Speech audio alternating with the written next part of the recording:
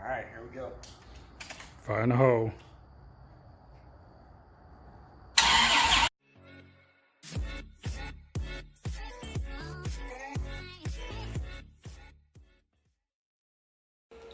Good afternoon, y'all. My name's Joe. Welcome back to Z-Fighter Performance Garage. Our main focus for today's vlog is going to be getting our 2000 Dodge Viper GTS started. But before we can start the car, we do need to replace the spark plugs because we don't know when the last time that they were changed, or really what condition that they're in. Also, our car did not come with spark plug wires, so we'll be installing those as well. Finally, our battery that is currently in the car is completely dead, and it won't hold a charge, so we're going to be replacing that as well. Hopefully you like today's video.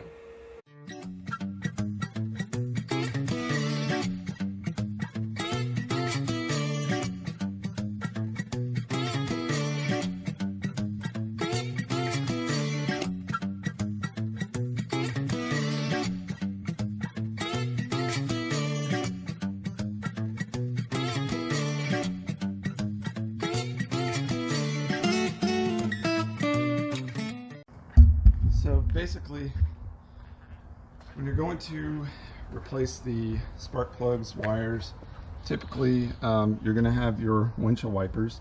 You're going to want to mark them on the windshield and have them lined up, because the driver's side swipes this way, they kind of swipe out like that, and if they're not timed or set right, they could interfere with one another. Also, you're going to be taking this off. David, will you get that side?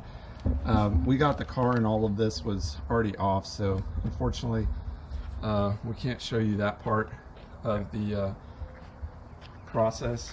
So basically what we have now is the coil packs are at the back part of the engine, and we don't have the spark plug wires that were on the car previously, so we're going to go ahead and start taking the spark plugs out and basically go from there.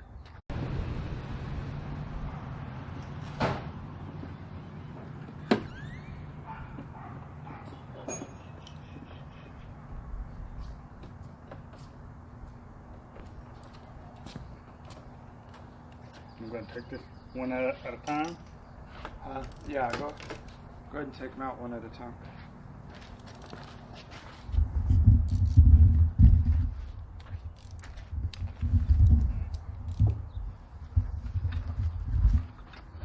So one of the screws goes in here, there's another screw here, and then you have a 10mm bolt here and here, and then you should be able to just lift this completely off, give you a little bit more access to the spark plugs and the wires.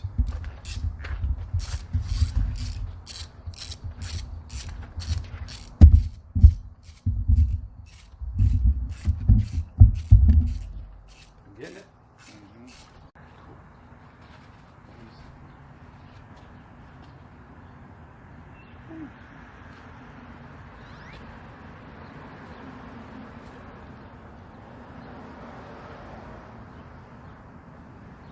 Running Champion RC12 LYC.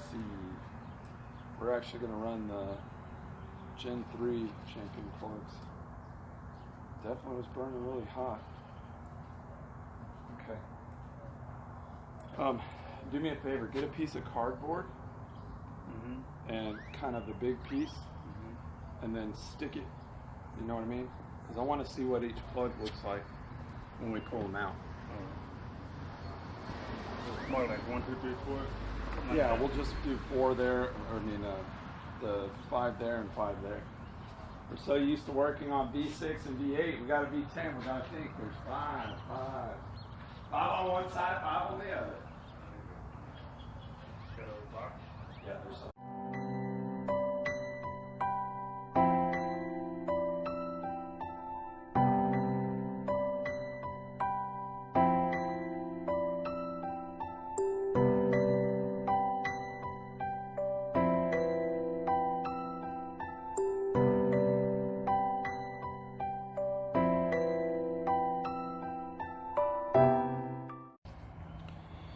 So we just finished installing the spark plugs on the Dodge Viper, and we're about to install the new quality spark plug wires.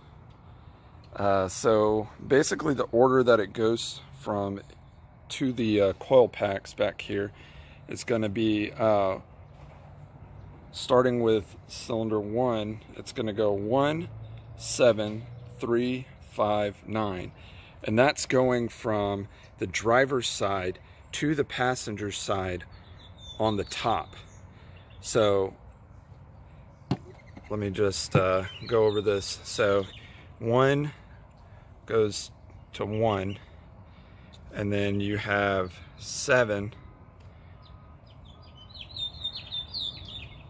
right here, which goes next, and then you have 3, which goes next, and then you have 5, which is next, and then you have 9, which is going to be your last one on the coil pack, and that is going from driver's side to passenger side.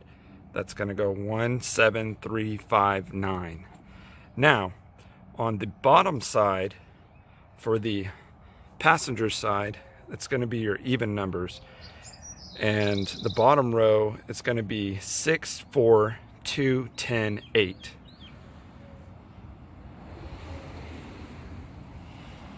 So there's the spark plug wire configuration.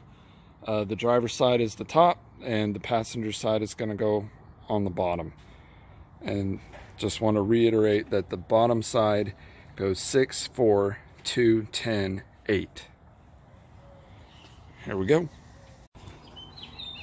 So while I am installing the new spark plug wires, I'm going to have David over here. He's going to take off the rim and the battery so that way we can replace it.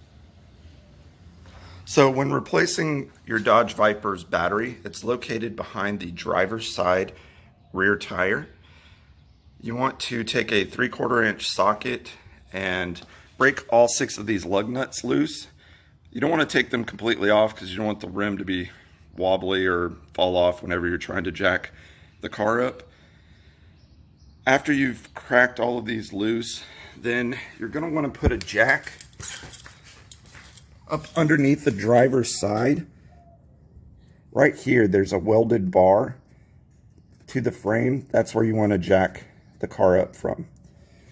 After you've jacked the car up, you're going to want to remove your tire. After the tire's removed, unfortunately my car didn't come with it, but there's a splash guard that's right here.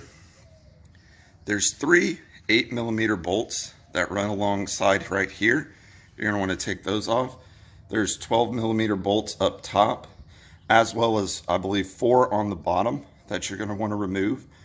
There's also a push pin clip that's right there that you're going to want to get a pair of pliers, pull that off.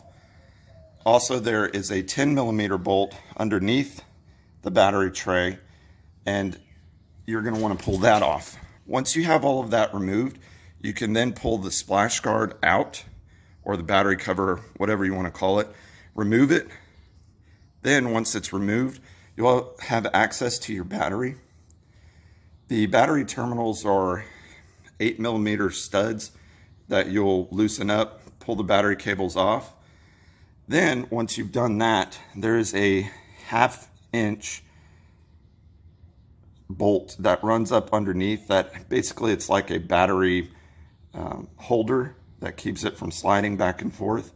You'll take that out and then take both hands, remove the battery, put the new battery in, and basically reverse the process to put the splash guard in, and then you're going to want to put your tire back on with the rim, and then put all the lug nuts in, torque them down, and then let the car completely down, and then re-torque to the book's specifications, and then you should be done.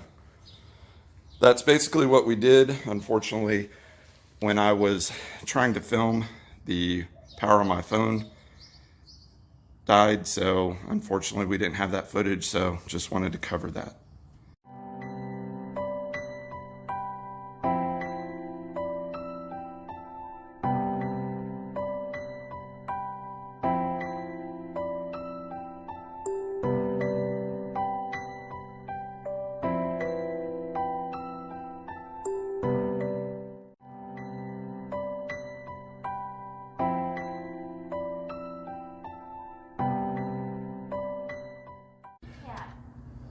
You got an 8? Yeah. Cool.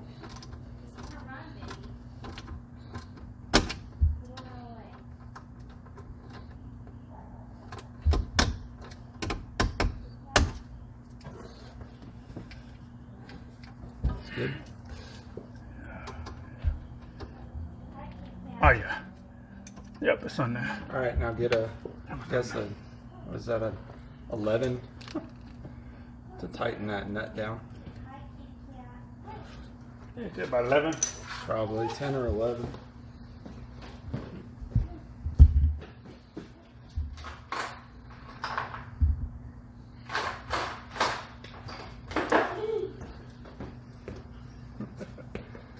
Just having fun.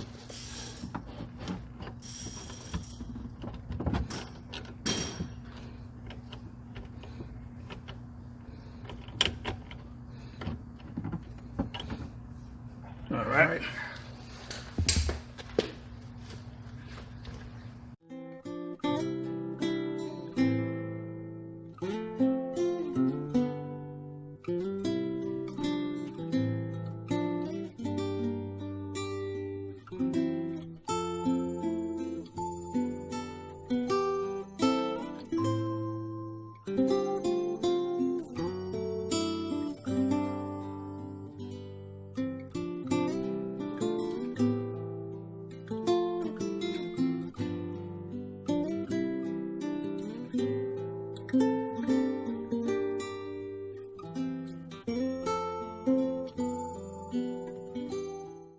All right, so we got the battery installed, put the tire back on, got everything down.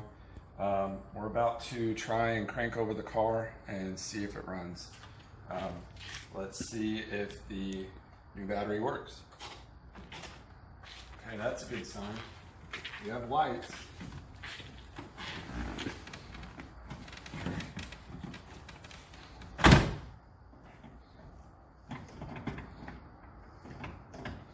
All right, here we go. Fire in the hole.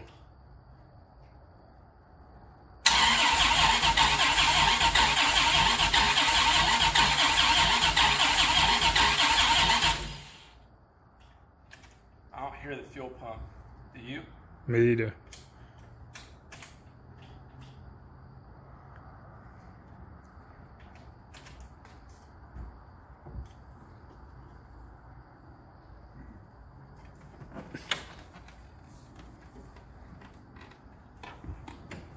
Okay, well, at least we know it cranks. Mm-hmm. Well, it's getting pretty late, so what I think we're actually going to do is call it a night for tonight. Get back, next time, sometime this week. Get under there and try and figure out why the fuel pump's not kicking on. And I think once we have the fuel pump, maybe we can get this thing running. Yeah. At least we got a good podcast. At least we know it turned over and everything. Yeah, I mean, I'm excited. At least I know the system works. I do want to check one thing. Let's see here.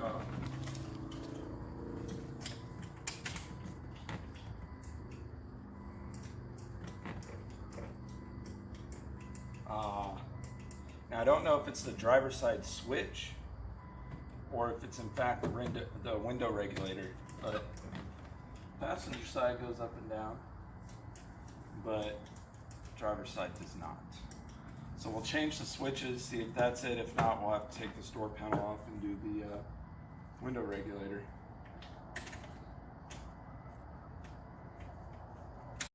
Thank you very much for watching today's video. Really appreciate it. If you liked today's video, please don't forget to hit the like button as well as the subscribe button. Also turn on your post notifications so that way you can see our new videos when they're posted. And hopefully we'll see you next video.